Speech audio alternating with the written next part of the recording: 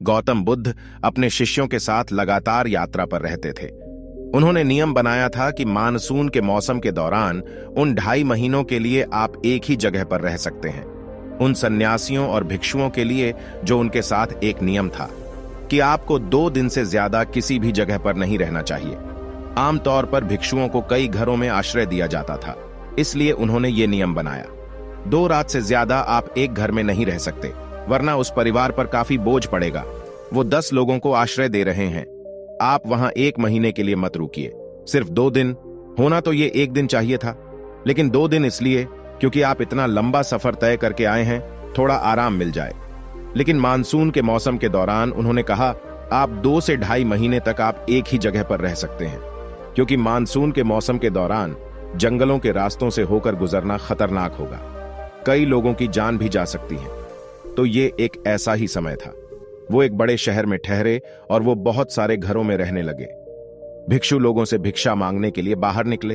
आनंद या आनंद तीर्थ जिस नाम से उन्हें जाना जाता था, वो भिक्षु बनने से पहले गौतम के बड़े भाई हुआ करते थे, वो भी बाहर निकले।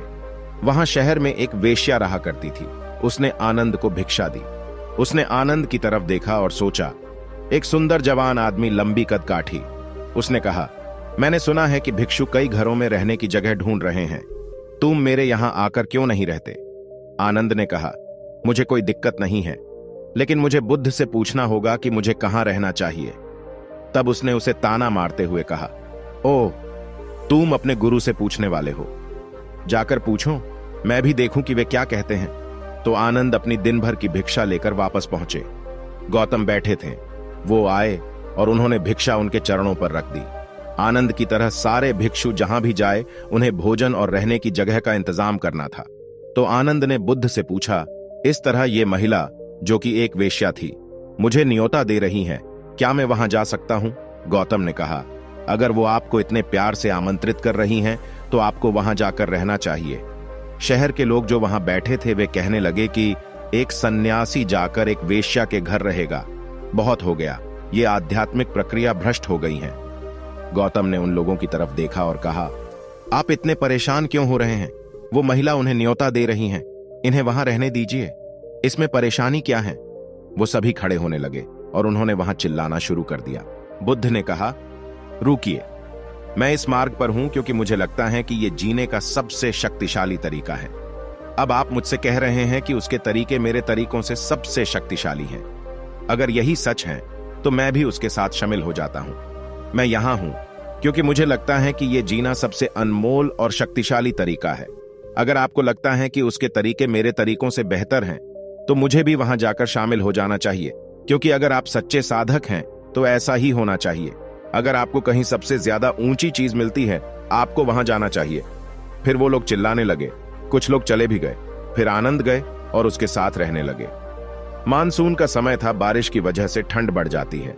आनंद ने पतली सी धोती पहनी हुई थी, तो उसने उसे अच्छा सा एक रेशम का कपड़ा दिया। उन्होंने खुद को रेशम के कपड़े से ढंक लिया। लोगों ने उन्हें देखा और कहा, देखो वो तो गया। उस वेश्या ने बढ़िया खाना बनाया और उन्हें परोसा, उन्होंने खाना खा लिया। फिर शाम को उस वेश्या ने उनके लिए नृत्य किया।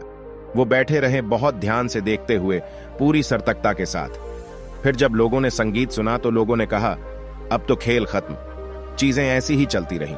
जब वक्त खत्म हो गया, जब बारिश बंद हो गई, जब जाने का वक्त आया, तब आनंद गौतम के पास आए और उनके साथ एक महिला भिक्षु थी जो कि एक वेश्या थी। तो सत्य के मार्ग पर चलना हमेशा से शक्तिशाली रहा है, लेकिन कई बार यह ऊंचाइयों पर पहुंचा है, पर कभी मुख्य धारा नहीं बना। मैं देख रहा हूं कि आज कम्युनिकेट करने की हमारी क्षमता की वजह से, टेक्नोलॉजी की वजह से, इंसान की चाहत, सत्य को खोजने की इंसान के अंदर की स्वाभाविक चाहत, ये कोई सिखाई हुई चीज नहीं है। ये कोई ऐसी चीज नहीं है जो लोगों को सिखाई गई है कि आपको सत्य की खोज करनी चाहिए। ये इंसानी बुद्धि के लिए स्वाभाविक है कि वो सबसे ऊंची चीज को खोजती है। किसी भी इंसान को अगर एक मौका दिया जाए ये चुनने का कि या तो यहां रहिए या तो वहां, तो वो हमेशा कहेगा मैं वहां रहना चाहता हूं। अब ये हो सकता कि वो यहां फंसा हुआ हो, पर उसकी इच्छा सबसे ऊंची जगह पर पहुंचने की होती है। बात सिर्फ इतनी है कि हमें उसे दिखाना होगा कि शराब के नशे से ऊंची चीज भी होती है, ड्रग से ऊंची चीज भी होती है, सामाजिक नाटक में फंसने से ऊंची चीज भी होती है और किसी से बेहतर बनने की होड़ में भागने से ऊंची चीज भी होती है। हमें उसे बस ये दिखाना होगा, हमें उसे बस ये समझाना होगा कि ज्यादा ऊंची संभावनाएं मौजूद हैं। हमेशा से बहुत से ऋषि, संत, योगी और गुरु ऐसा करते आए हैं, लेकिन जैसा कि मैंने कहा, वो सब सज्जन लोग थे। उनके पास मेरे जैसी आवाज नहीं थी, उनके पास माइक्रोफोन नहीं था, उनके पास ऐसे उपकरण नहीं थे जिनसे वो दूर किसी से बात कर सकते। वो बस उतने ही लोगों से ही बात कर पाते थे। इसके बावजूद उन्होंने जबरदस्त काम किया। उस समय के हालातों में उनमें से कईयों ने कृपा और ऊर्जा के माध्यम से जबरदस्त काम किया। उन्होंने अपने आसपास के लाखों लोगों को रूपांतरित किया। उन्होंने अपने आसपास के लाखों लोगों को सत्य के मार्ग पर अग्रसर किया और सत्य की शक्ति का एहसास कराया। पर अब वक्त आ गया है जहां कम्युनिकेट करने की हमारी क्षमता इतनी बढ़ गई है कि हम सत्य को घर घर तक पहुंचा सकते हैं। हम सच को हर किसी के दिल और दिमागों तक पहुंचा सकते हैं। इससे पहले कभी यह मुमकिन नहीं था। टेक्नोलॉजी ने हमें यह सहूलियत दी है।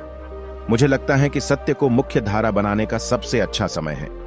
यह सच्चे बनने को, सब जानने की अभिलाषा रखने को और सच की खोज करने को, इस ग्रह को सबसे बड़ी ताकत बनाने को अच्छा समय है, क्योंकि हमारे पास ऐसे साधन हैं जो पहले किसी के पास नहीं थे।